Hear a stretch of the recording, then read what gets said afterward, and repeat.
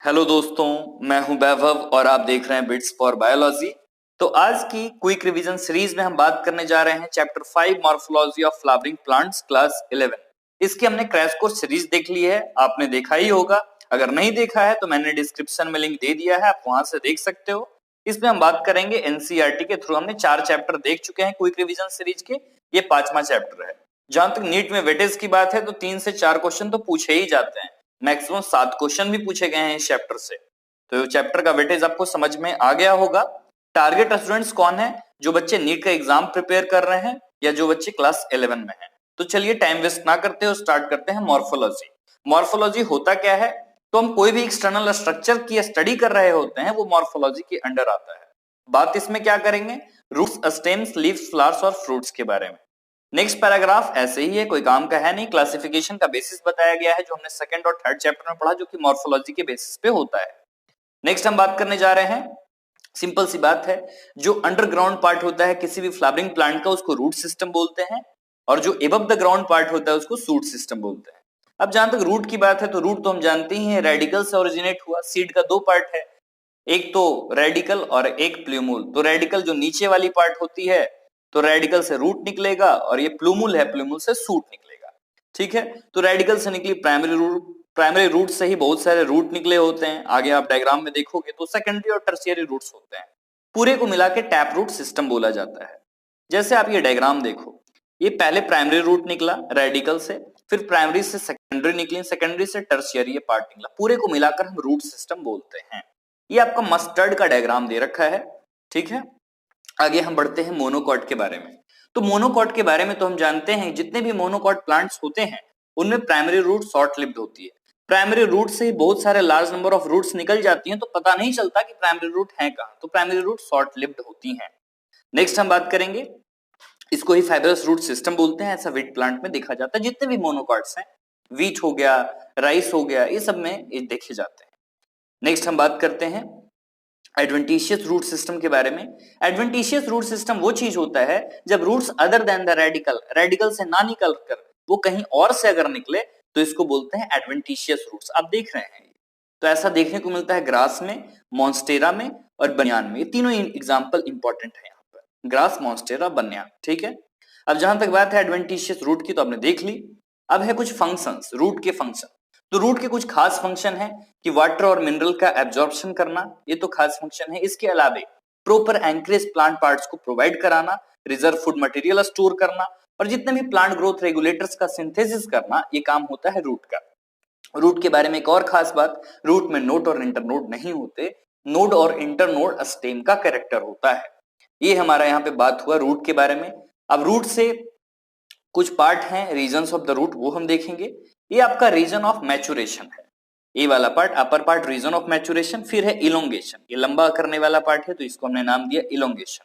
ये सबसे नीचे का पार्ट है जहां ग्रोथ होता रहता है, ये है नाम रीजन ऑफ मेरिस्टेमेटिक एक्टिविटी। आप सबका काम जान ले होता क्या है। ये तो रूट हेयर आपको दिख ही रहा है, रूट कैप दिख रहा है। जहां तक काम की बात है तो रीजन ऑफ मैचुरेशन जो होगा, वाटर और मिनरल एब्जॉर्ब करने के काम आता है। इलोंगेशन है, रूट के लेंथ में ग्रोथ की काम करता है, ग्रोथ बढ़ाने का। मेरिस्टेमेटिक एक्टिविटी है, मैक्सिमम ग्रोथ के लिए यही रिस्पॉन्सिबल होता है। रूट कैप का बात है, रूट कैप हमेशा नीचे की ओर रहेगा। इसका काम क्या होता है? ये लिविंग तो होता ही है, इसके साथ ही ये जब जमीन में अंदर जाता रहता है तो इसको प्रोटेक्शन करने का ये काम देता है रूट्स को। ठीक है, ये बातें की गई इसके बारे में। अब जहां तक मेरिस्टेमेटिक की बात है तो हमेशा ग्रोथ होती रहेगी। ग्रोथ होगी तो इसके सेल्स कैसे होने चाहिए? तो थीन होने चाहिए, सेल्स इसके स्मॉल होने चाहिए। ठीक है, cell wall made up of only primary wall से ये चीजें बनी होती है, सेलुलोजिक होती है, प्लाज्मोडेस्माटल कनेक्शन होता है। आप तो उतना मत जानो, आप तो सिंपल सा जानो मेरिस्टेमेटिक एक्टिविटी में ग्रोथ होता है। ठीक है, यही सब बातें इसमें लिखी हुई हैं। ये थिम्बल लाइक स्ट्रक्चर इसको बताया हुआ है, क्योंकि ये थंब लाइक स्ट्रक्चर ये होती है, फिंगर लाइक। ठीक है, इसके आगे आप बढ़ोगे तो रीजन ऑफ मेरिस्टेमेटिक एक्टिविटी मिलेगा। यही सब चीजें यहाँ लाइनों में लिखी हुई है। और रूट हेयर्स जो होता है ये थ्रेड लाइक स्ट्रक्चर होता है, ठीक, जो एपिडर्मल सेल से निकली होती है। रूट हेयर का काम क्या है? वाटर और मिनरल को एब्जॉर्ब करना। जो काम रीजन ऑफ मैचुरेशन का है वो काम होगा रूट हेयर्स का। तो ये हमने देखा रीजन्स ऑफ द रूट। खास क्या है इसके? रूट कैप क्या होता है समझ गया आपने, region of meristematic activity, region of elongation, region of maturation और रूट हेयर्स के बारे में। ठीक है, हम आगे बढ़ते हैं। अब जानते हैं मॉडिफिकेशन ऑफ रूट। रूट का मॉडिफिकेशन क्या होता है? तो रूट का मॉडिफिकेशन तो सपोर्ट के लिए भी होता है, स्टोरेज ऑफ फूड के लिए भी होता है और रेस्पिरेशन के लिए होता है। ये तीन चीज हम यहाँ पे देखेंगे। मीन्स रूट का जो बेसिक फंक्शन है उसके अलावा भी रूट का कुछ फंक्शन है जो कि रूट्स मॉडिफाई हुए उसको करने के लिए। ठीक है, जैसे टैप रूट आप कैरेट में देख रहे हैं, टर्निप में देख रहे हैं, एडवेंटिशियस रूट देख रहे हैं स्वीट पोटैटो का, ये सब स्वेल कर जाते हैं इसमें फूड स्टोरेज के लिए। जैसे कैरोट में कोनिकल रूट्स वगैरह होते हैं, टर्निप में नैपी फॉर्म वगैरह रूट होते हैं, स्वीट पोटैटो में एडवेंटिशियस ट्यूबरस रूट होता है। तो ये सब चीजें थी फूड स्टोरेज के लिए। अब आता है सपोर्ट के लिए। सपोर्ट के लिए प्रॉप रूट होता है। आपने देखा होगा बनियान ट्री में, आप देख रहे हैं प्रॉप रूट ही तो है, बनियान ट्री में देखने को मिलेगा, बरगद का जो पेड़ होता है। नेक्स्ट आता है स्टिल्ट रूट। स्टिल्ट रूट आपको देखने को मिलेगा मेज में और शुगर केन में, ये देखने को मिलेगा। हम आगे बढ़ते हैं। इसमें जो रूट्स होते हैं लोअर नोड से आते हैं, ये हमारा इंपॉर्टेंट है। यहीं पे गलतियां करते हैं कि अपर नोड बोलते हैं, नहीं लोअर नोड से आएगा इसमें मेज और शुगर केन। ये स्टिल्ट रूट हमने जाना। आगे हम बात करते हैं न्यूमेटोफोर की। न्यूमेटोफोर जो होता है, तो न्यूमेटोफोर में छोटे छोटे होल्स होते हैं जहां से प्लांट रेस्पिरेशन करता है। ये जनरली स्वाम्पी एरियाज में देखने को मिलता है। एग्जांपल है आपका राइजोफोरा। राइजोफोरा क्या होता है? हेलोफाइट्स होता है। आप हमेशा याद रखेंगे, बहुत बार क्वेश्चन आ चुका है, क्या होता है? हेलोफाइट्स होता है। आगे बढ़े हम। आगे आप देख रहे हैं ये आपका एस्पेरागस है। ठीक है, ये सब फूड स्टोरेज के लिए ही यहाँ पे है। फैसिकुलेटेड रूट होता है, इसके साथ डहलिया वगैरह होता है, उतना आप मत याद रखो। ये टर्निप है, नेपिफॉर्म रूट, कैरोट है, कॉनिकल रूट, स्वीट पोटैटो है, ट्यूबरस एडवेंटिशियस रूट, और ये आप न्यूमेटोफोर देखिए। ये हमारा कंप्लीट हुआ पूरा रूट का पार्ट। हम आगे बढ़ते हैं स्टेम के बारे में। ठीक है, ये आपका रहा स्टेम। ठीक, तो स्टेम में खास बात क्या होती है कि स्टेम में नोड्स और इंटरनोड्स प्रेजेंट होते हैं जो कि रूट में देखने को हमें नहीं मिले। ठीक है, एक खास इसकी फीचर है। आगे बढ़े हम। जहां तक फंक्शन की बात है स्टेम की, तो स्टेम का फंक्शन क्या होता है? ब्रांच को स्प्रेड आउट करने में ये मदद करता है।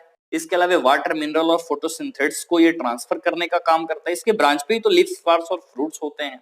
फूड के स्टोरेज में काम आता है। हम देखेंगे कि स्टेम मॉडिफाई हो चुकी हैं, सपोर्ट में भी काम आता है, प्रोटेक्शन में भी काम आता है, और वेजिटेटिव प्रोपेगेशन खास। आप तो बचपन से करते आ रहे होगे वेजिटेटिव प्रोपेगेशन, जो स्टेम से ही तो हम करते हैं, स्टॉकिंग वगैरह जो होता है वो चीज। हम आगे बढ़ते हैं। मॉडिफिकेशन क्या हुआ स्टेम का? तो पहली चीज है जो फूड स्टोरेज के लिए मॉडिफिकेशन हुआ कि अंडरग्राउंड स्टेम जो थे वो फूड स्टोरेज के लिए मॉडिफाई कर गए। एग्जाम्पल हमारा बड़ा ही खास, पोटैटो, जिंजर, टर्मेरिक, जमीकंद और कोलोकासिया, ये स्टोर करते हैं फूड को। इनको ऑर्गेन ऑफ पेरिनेशन भी बोला जाता है। ऑर्गेन ऑफ पेरिनेशन हम क्यों बोल रहे हैं? क्योंकि अनफेवरेबल कंडीशन में भी ये ग्रोथ कर पाते हैं, क्योंकि सारे चीज अंडरग्राउंड होते हैं। चाहे आग भी लग जाए तब पर भी ये फेवरेबल अनफेवरेबल कंडीशन में भी अपने आप को मेंटेन किए हुए रहते हैं। नेक्स्ट बात आती है स्टेम टेंड्रिल्स के बारे में। तो प्लांट को क्लाइंब करने में ये मदद करते हैं। ठीक है, क्लाइंबर्स में आते हैं ये। एग्जाम्पल है gourds, cucumber, pumpkin, watermelon, grape vines, ये आपका खास है। इसके अलावा पी भी आप बोल सकते हैं, मटर भी। नेक्स्ट है थॉर्न्स। थॉर्न्स में क्या होता है कि ब्राउजिंग एनिमल्स इसे बचाने का काम करता है। ये कैसा हो सकता है? वुडी हो सकता है, स्ट्रेट हो सकता है और पॉइंटेड हो सकता है। देखिए आप मॉर्फोलॉजी के जितने भी एग्जाम्पल हैं सारे खास हैं। इसमें का एग्जाम्पल है बीसी, बोगेनविलिया और साइट्रस। नेक्स्ट आगे बढ़ते हैं। फोटोसिंथेसिस के ये जो काम आ रहा है, आप यहाँ पर दो प्लांट का नाम देख रहे हैं, एक तो फ्लैटेंड अपोन्सिया, फ्लेसी सिलिंड्रिकल यूफोर्बिया जिसको बोलते हैं। ये सब फोटोसिंथेसिस करने के काम आते हैं। इनको फिलोक्लेट्स भी बोला जाता है। जनरली ये डेजर्ट रीजन में देखने को मिलते हैं, एरिड रीजन्स में। तो एग्जाम्पल आप याद रखेंगे, कैरी आउट फोटोसिंथेसिस वगैरह में ये मदद करता है। अब देखिए यहाँ पे कुछ मॉडिफिकेशन हुआ है एनसीईआरटी में। ये पहले नाम नहीं दे रखे थे जो अंडरग्राउंड स्टेम वाले हैं, जिंजर, जमैकन, पोटैटो, ये सब आप नाम देख लेंगे, सबका नाम यहाँ दे रखा है। बोगेनविलिया है, ओक्सैलिस है, तो ये सब चीजें दे रखा है। अब हम नीचे कुछ बात करते हैं। कुछ प्लांट्स जो हैं मॉडिफाई कर चुके हैं अलग अलग पार्ट में। यहाँ पर चार चीज हम लोग देखेंगे, एक तो ऑफसेट, दूसरा सकर, तीसरा रनर और चौथा स्टोल। पहला हम बात करते हैं ऑफसेट के बारे में। तो ऑफसेट में दो चीजें आती हैं, पिस्टिया और इकॉर्निया। हमने नाम सुना इसलिए मैंने पहले इसको बताया आपको। इसमें होता है क्या, रोजेट ऑफ लिव्स होते हैं और टफ्ट ऑफ रूट्स होता है। मींस लिव्स का गुच्छा होता है ऊपर से, आपने देखा होगा, और रूट्स के नीचे टफ्ट होते हैं, गुच्छा होता है। ठीक, इसके नोड्स और इंटरनोड्स बहुत ही शॉर्ट होते हैं। ये आप क्लियर है आपका ये पार्ट ऑफसेट। एग्जाम्पल है पिस्टिया, इकॉर्निया। इकॉर्निया तो आप जानते हैं वाटर हायसिंथ। नेक्स्ट आता है सकर। सकर क्या होता कि अंडरग्राउंड स्टेम के नोड से हॉरिजॉन्टली ग्रोथ होते हैं ये। ठीक, तो ये चीज आती है सकर में। सकर का एग्जाम्पल आपका बनाना, पाइनएप्पल और क्रिसेंथेमम। ठीक है, इसके बारे में ये आपको याद रखना है कि हॉरिजॉन्टली इसका ग्रोथ होता है। नेक्स्ट हम आगे बात करें रनर के बारे में। तो रनर में क्या होता है, ओल्डर पार्ट्स जो होते हैं वो डाई कर जाते हैं और न्यू प्लांट्स का फॉर्मेशन होता है। तो ये बातें की गई हैं ग्रास के बारे में। ठीक है, ग्रास और स्ट्रॉबेरी ये आएगा। नेक्स्ट हम बात करते हैं स्टोलन के बारे में। ठीक, तो स्टोलन का जो एग्जाम्पल है वो जैस्मिन है। जैस्मिन के अलावा स्ट्रॉबेरी और वेलिस्नेरिया वगैरह इसका एग्जाम्पल आता है। ठीक है, मिंट जैस्मिन वगैरह। हम आगे बढ़ें तो ये आपने देखा स्टेम के बारे में। नेक्स्ट हम बात करते हैं लीफ के बारे में। लीफ क्या होता है, तो लीफ फ्लैटेंड एक स्ट्रक्चर होता है। फ्लैटेंड स्ट्रक्चर एक एक्रोपेटल ऑर्डर में ये अरेंज होता है। एक्सिलरी बड ही जो होती है वो ब्रांच में आगे चलकर डेवलप हो जाती है। मोस्ट इंपॉर्टेंट वेजिटेटिव ऑर्गन है, फोटोसिंथेसिस के ये काम आता है लीफ। ठीक है, लीफ के 3 पार्ट होते हैं जनरली। एक तो आप यहाँ लीफ बेस देख रहे हो, फिर पेटियोल होता है और एक लैमिना होता है। लीफ बेस से स्टिप्यूल्स निकली होती हैं। स्टिप्यूल्स का काम क्या होता है, एक lateral small leaf like structure होते हैं ये। ठीक है, तो ये 2 जनरली होते हैं प्लांट में। और मोनोकॉट में जो होता है ये लीफ बेस जो होता है एक्सपैंड कर जाता है मोनोकॉट के केस में। ठीक है, जो कवरिंग कर लेता है ये पार्शियली या होली पूरे प्लांट का जो पार्ट होता है उसको कवर कर लेता है। आगे का ग्रोथ ऑफ लीफ प्राइमोडियम, पहले एपिकल होगा और फिर आगे मार्जिनल होगा, एक अलग से मैंने पॉइंट बता दिया। ये पल्विनस, पल्विनस क्या होता है, खास चीज है। पल्विनस एक स्वेलिंग होता है। पल्विनस जो है एक स्वेलिंग होता है इसमें। स्वेलिंग होने के बाद ये जनरली लेगुमिनस प्लांट्स में ही देखने को मिलता है। अब बात आती है पेटियोल की। तो पेटियोल क्या है, ये ब्लेड जो प्लांट का पार्ट है इसको एक पकड़े हुए रहता है। चाहे कितनी भी हवाएं बह रही हो उसमें ये इसको पकड़े हुए रहेगा। लीफ सरफेस को कूल करने का काम करता है कि लीफ सरफेस पे हमेशा फ्रेश एयर आता रहे। अब बात आती है लैमिना, जिसको लीफ ब्लेड भी हम बोलते हैं। इसमें 3 पार्ट्स आते हैं, वेन, मिडरिव और वेनलेट्स। वेन, मिडरिव और वेनलेट्स लीफ ब्लेड्स को बोलते ही हैं। ये क्या करेगा, प्रोवाइड रिजिडिटी टू लैमिना, को रिजिडिटी प्रोवाइड करेगा और वाटर, मिनरल और फूड मटेरियल के ट्रांसपोर्ट में भी ये मदद करता है। ठीक, इसके सेफ वेरिएबल होते हैं, कॉमन सी बात है। ये आप डायग्राम देख लो, इसमें आपको पता चल जाएगा। अब ये आगे हम बात करते हैं वेनेशन के बारे में। तो वेनेशन जनरली 2 तरह की होती है। वेनेशन पहले होता क्या है, जो वेन्स और वेनलेट्स की जो अरेंजमेंट होती है हम इसको ही वेनेशन बोलते हैं।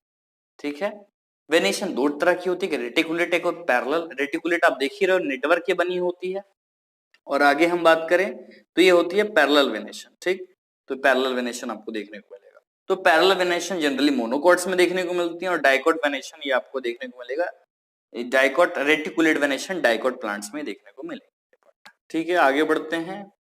हम टाइप्स ऑफ लीव्स के बारे में यहाँ देख रहे हैं। जो लीव्स की जो टाइप होती हैं ये जनरली 2 टाइप की होती है, एक सिंपल होता है और एक कंपाउंड होता है।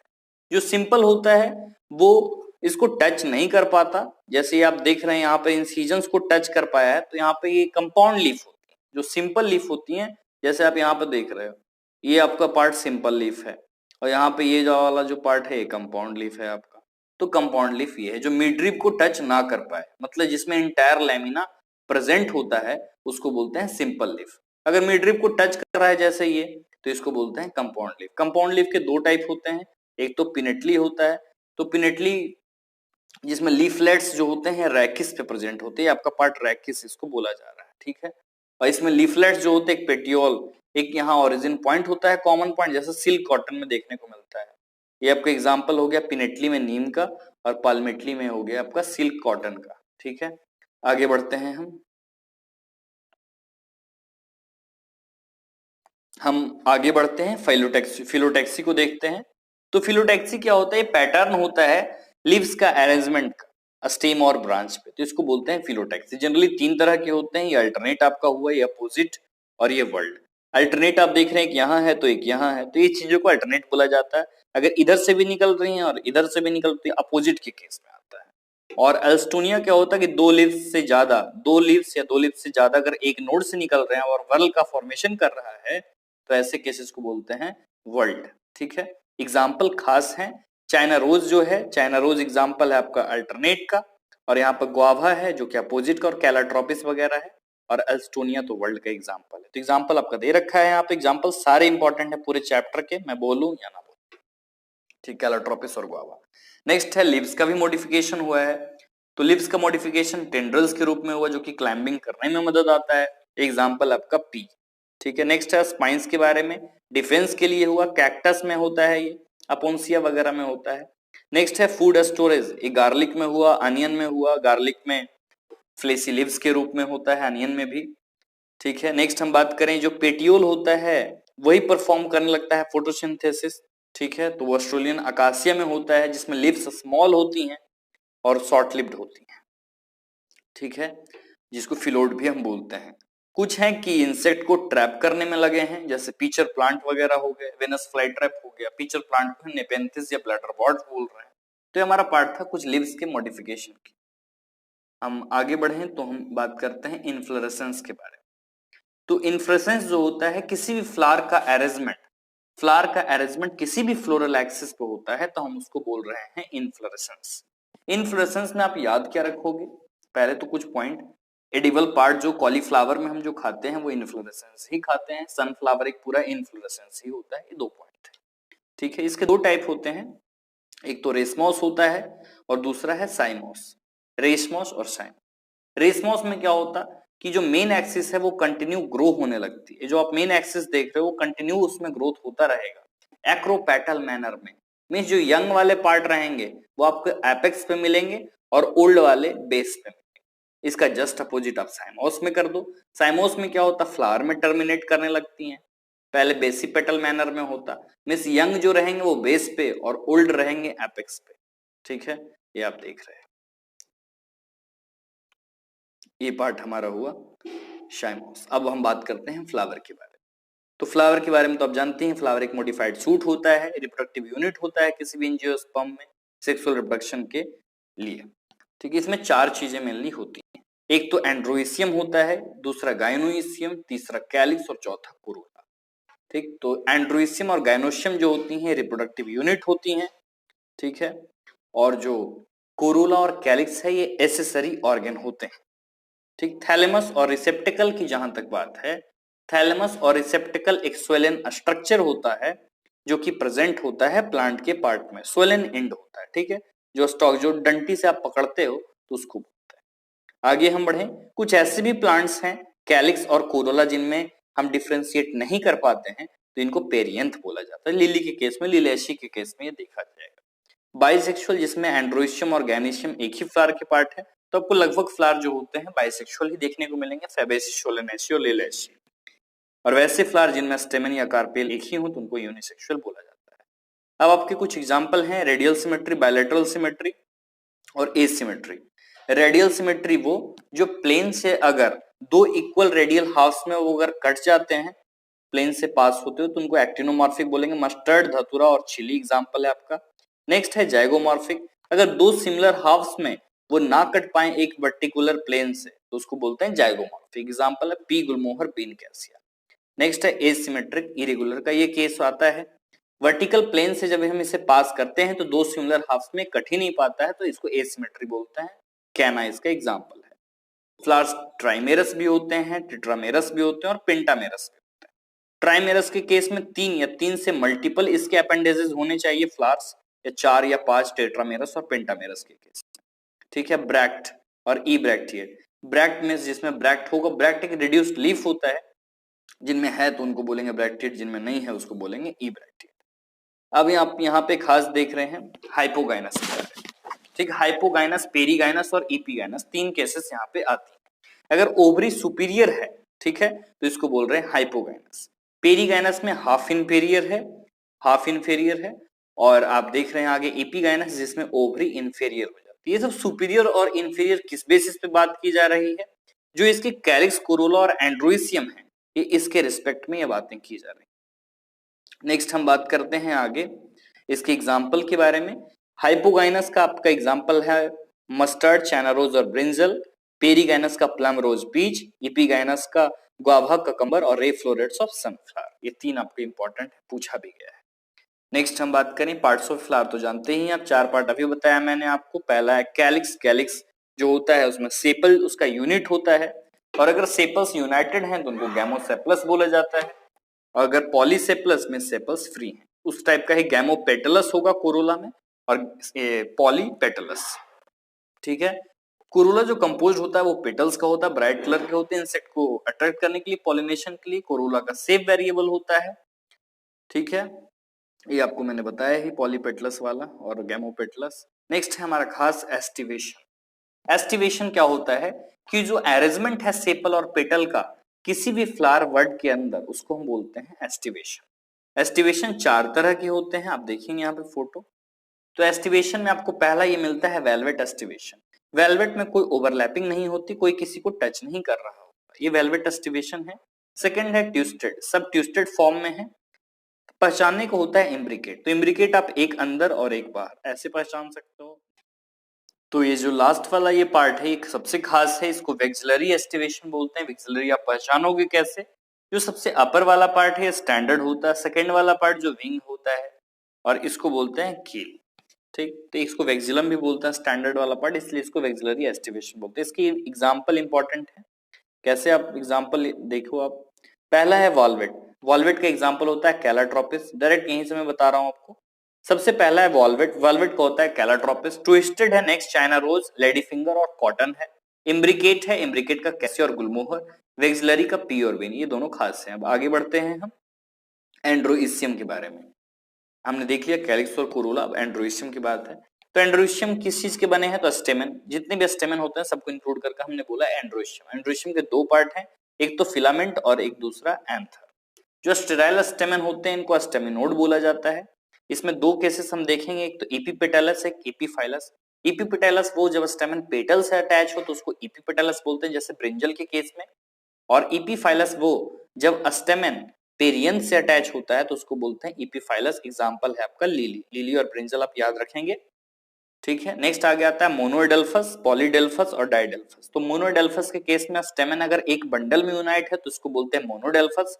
डाइडेल्फस मींस अगर दो बंडल में यूनाइट है तो उसको डाइडेल्फस। पॉलीडेल्फस दो से ज्यादा बंडल में अगर स्टेमन यूनाइट है तो इसको बोलते हैं पॉलीडेल्फस। एग्जांपल है मोनोडेल्फस के चाइना रोज, ठीक है, डाइडेल्फस के पी और पॉलीडेल्फस के साइट्रस वगैरह फ्रूट्स में इसमें आते हैं। अब एक यहाँ पे खास चीज क्या है, ठीक है, यहाँ पे तो पॉलीएंड्रस आप जब स्टेमन फ्री केस में हो, ठीक है, तो उसको पॉलीएंड्रस यहाँ पे बोला जा रहा है। नेक्स्ट बात यहाँ पे खास है वेरिएशन जो लेंथ का होता है फिलामेंट के अंदर।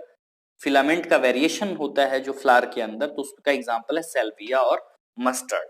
तो सेल्विया और मस्टर्ड जो होते हैं, आप आगे पढ़ोगे टेट्राडाइनमस कंडीशन या ब्रासिकेशी में देखी जाती, एग्जांपल सारे पूछे गए थे उसके, उसमें से आपको चूज करना था। नेक्स्ट बात आती है, जैसे इसमें साल्विया की अगर बात करें तो साल्विया डाइडाइनमस होती है और मस्टर्ड टेट्राडाइनमस कंडीशन में आता है। नेक्स्ट हम बात करें गायनोइशियम की आगे। तो गायनोइशियम जो होता है एक या दो, एक से ज्यादा कार्पेल का बना हुआ होता है या पिस्टिल का। इसमें तीन पार्ट आते हैं, स्टिग्मा, स्टाइल और ओवरी। तो ये तो जानते ही हैं। स्टिग्मा सबसे टीप पार्ट होता है किसी भी स्टाइल का, ठीक है। रिसेप्टिव प्लेटफॉर्म होता है पॉलन ग्रेन के लिए, लैंडिंग प्लेटफॉर्म होता है। नेक्स्ट है इलोंगेटेड, जो इलोंगेटेड ये ट्यूब लाइक स्ट्रक्चर होता है जो कि ओवरी और स्टिग्मा को एक दूसरे से कनेक्ट करता है। लास्ट हमारा पार्ट होता है ओवरी। ओवरी जो होता है नीचे का बेसल पार्ट होता है जिसमें ओवेरियन कैविटी होते हैं, जिनमें लॉक्यूल्स वगैरह होता है। इनमें खास क्या है, एपोकार्पस और सिनकार्पस। एपोकार्पस जब मल्टी कार्पलरी कंडीशन जब फ्री केसेस में हो तो इनको एपोकार्पस बोला जाता है, और जब सारे कार्पेल्स फ्यूज होते हैं तो इनको सिनकार्पस बोला जाता है। एपोकार्पस की एग्जांपल रोज लोटस और 12th में आपका दे रखा है माइकेलिया, और यहाँ पे सिनकार्पस है तो मस्टर्ड, टोमेटो और पेपेवर, इसके एग्जांपल पेपेवर वहां दे रखा है। तो ये चीज आप याद रखेंगे यहाँ। नेक्स्ट है इसमें प्लेसेंटेशन के बारे में। तो प्लेसेंटेशन जो होता है ओव्यूल्स का अरेंजमेंट किसी भी ओवरी के अंदर, तो उसको प्लेसेंटेशन बोलते हैं। 5 तरह के होते हैं। पहला ये हमारा है मार्जिनल, ठीक। तो मार्जिनल का आप एग्जांपल याद रखोगे पी। पेराइटल, पेराइटल का आप एग्जांपल याद रखोगे मस्टर्ड और आर्जेमॉन। नेक्स्ट है आपका ये, तो इसका एग्जांपल है आपका एक्साइल, इसको बोलते हैं, एक्सिस पे होता है चाइना रोज, टोमेटो और लेमन। फ्री सेंट्रल का है डायंथस और प्राइम रोज, ठीक। तो ये आपका फ्री सेंट्रल हो गया, और ये आपका बेसल है, बेसल में सनफ्लावर और मैरीगोल्ड इसका एग्जांपल आएगा, ठीक है। ये डेफिनेशन तो आपसे नहीं पूछा जाएगा, तो आप इतना बस याद रखो। तो चलिए अब फ्रूट के बारे में बात करते हैं। तो फ्रूट के बारे में तो आप जानते ही हैं कि फ्रूट एक कैरेक्टरिस्टिक फीचर होता है किसी भी फ्लावरिंग प्लांट का। एक राइपेंड ओवरी है या कहें तो मैच्योर ओवरी ये होता है। एक चीज होती है पार्थेनोकार्पिक फ्रूट। तो पार्थेनोकार्पिक फ्रूट में बिना ओवरी के फर्टिलाइजेशन के ही फ्रूट का फॉर्मेशन हो जाता है। तो ऐसी केसेस बनाना में देखी जाती हैं, एग्जाम में पूछी हुई है। ठीक है, फ्रूट में पेरिकार्प होता है जो वॉल होता है, आउटर वॉल। तो उसके जनरली 3 टाइप होते हैं, ईपी, मेसो और इंडोकार्प। ईपीकार्प सबसे आउटर लेयर होता है, इंडोकार्प इनर लेयर होता है, बीच में होता है मिडिल। ठीक है, पेरिकार्प चाहे तो ड्राई हो सकता है, चाहे तो फ्लेसी हो सकता है। हम आगे देखें, 2 एग्जाम्पल दे रखे हैं। एक तो एपीकार्प, मेसोकार्प, इंडोकार्प। आप मैंगो में देखो, मैंगो का जो सबसे अपर पार्ट है जिसे हम फेंक देते हैं वो एपीकार्प है। नेक्स्ट है हमारा मेसोकार्प, बीच वाला पार्ट है। इंडोकार्प जो होता है, गुठली जो हम फेंक देते हैं वो इंडोकार्प है। आपको एपीकार्प और मेसोकार्प कोकोनट में देखने को नहीं मिलेगा क्योंकि मार्केट में आती ही नहीं है। और जो इंडोकार्प है, जो आप जिससे तोड़ते हो तब जाके अंदर से निकलती है कोकोनट, तो वो होती है इंडोकार्प। और जो हम खाते हैं उसमें वो इंडोस्पर्म खाते हैं, वो आप याद रखेंगे। मैंगो और कोकोनट का जो फ्रूट होता है वो ड्रूप होता है। ठीक, मोनोकार्पलरी सुपीरियर ओवरी से ये डेवलप हुई होती हैं, वन सीडेड होता है, जानते ही हैं। ठीक है, मैंगो में पेरिकार्प का वेल डिफरेंशिएशन देखने को मिलता है, आपको मैंने बताया ही, इपीकार्प, मेसोकार्प और इंडोकार्प। ठीक है, कोकोनट जो कि ड्रूप होता है इसका फ्रूट, मेसोकार्प इसका फाइब्रस होता है जिससे रस्सियां बनाई जाती हैं, कोयर बनाया जाता है। ठीक है, हम आगे बात करते हैं सीड की।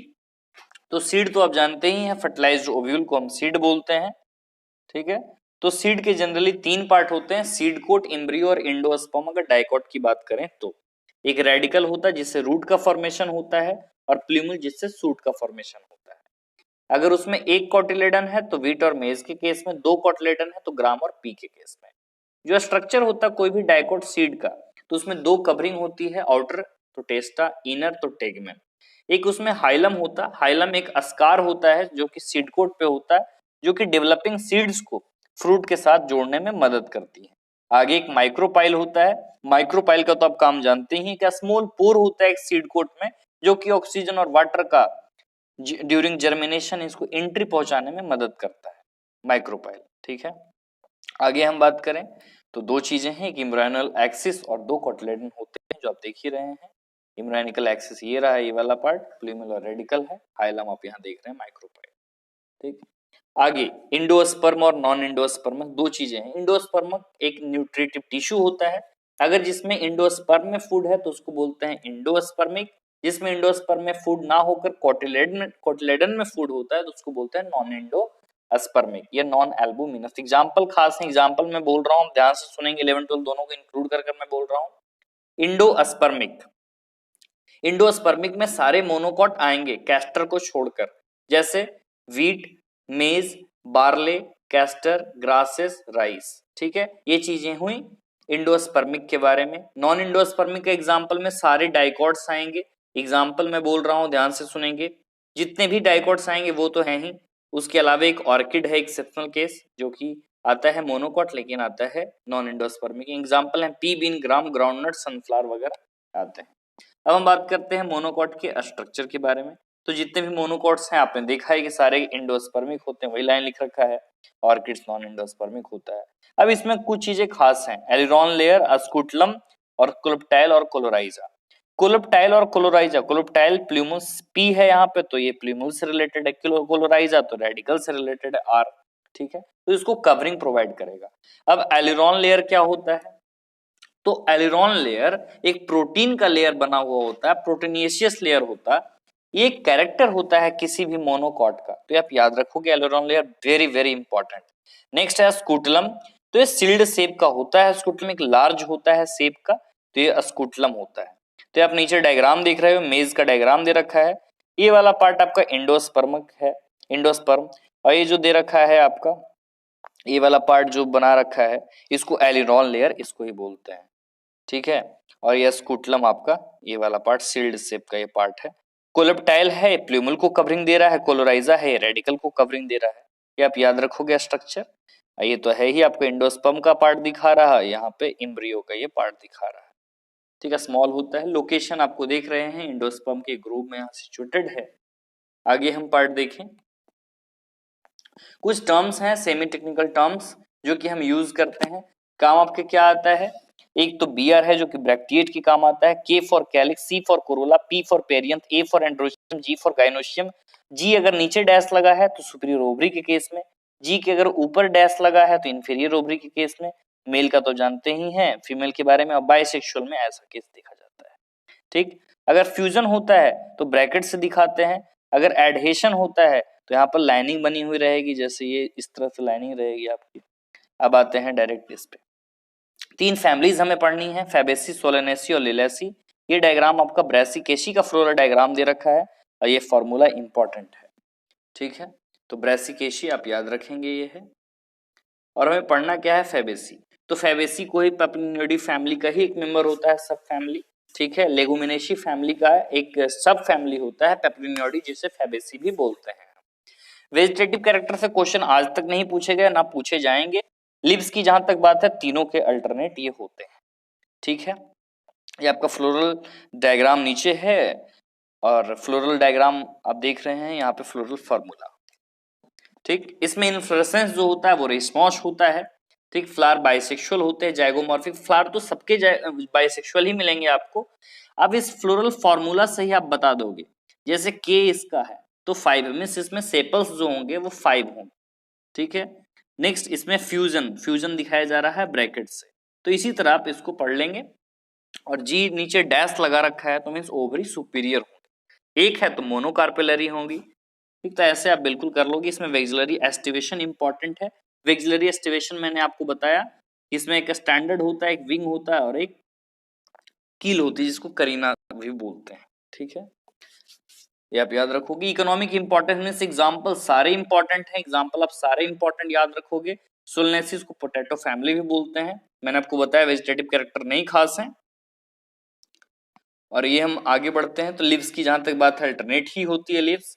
सेम ये सब सारी चीजें क्लियर हो जाएंगी आपकी फ्लोरल फार्मूला से। आपको सिर्फ इसके अलावा याद क्या क्या रखना है, एस्टिवेशन वॉल्वेट होती है। ठीक, एस्टिवेशन आप याद रखोगे। और साइमोस सोलेनम के केस में ये देखी जाती है। बेरी और कैप्सूल फ्रूट है ही, इंडोस्पर्मिक होता ही है। इकोनॉमिक इंपॉर्टेंस में सारे इसमें आपको याद रखना है, चाहे बेलाडोना हो, अश्वगंधा हो, टोमेटो हो, ब्रिंजल हो, पिटूनिया वगैरह हो, सब कुछ आपको याद रखना है। नेक्स्ट है लिलेसी, एक मोनोकॉट का सिर्फ यही फैमिली है, दोनों हमने जो पढ़ा वो डाइकॉट की फैमिली है। ये लिली फैमिली इसको बोलते हैं। इसमें कुछ खास एक स्टिपुलेट का कंडीशन देखने को मिलता है।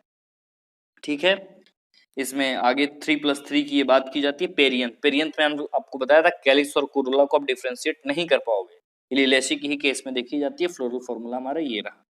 ठीक, आपके अच्छा ये जो आप देख रहे हो ट्राई कार्पेलरी, आप सिंपल से याद रखोगे FSL means Fabaceae Solanaceae Liliaceae. Fabaceae में मोनोकार्पेलरी, इसमें बाइकार्पेलरी, इसमें ट्राइकार्पेलरी। इसी तरह आपको चलेगा ये सब मोनोलॉकुलर, ट्राइलॉकुलर, बाइलॉकुलर और ट्राइलॉकुलर। ये सब आप याद रखोगे। इकोनॉमिक इंपॉर्टेंस के सारे एग्जांपल इंपॉर्टेंट हैं। यहाँ पे इंपॉर्टेंट कुछ खास हैं, जैसे ये इन्फ्लोरेसेंस को जोड़ा गया है इस बार, ये कॉमन है, ये कॉमन है, ये कॉमन है। एलियम सेपा ये है, अनियन का साइंटिफिक नेम ये होता है। यहाँ पे हमारा ये चैप्टर खत्म हुआ। इसमें मैंने पीडीएफ नहीं बना रखा था क्योंकि जो लाइनिंग थी वो मैं अंडरलाइन नहीं कर पाया, टाइम तो नहीं था मेरे पास।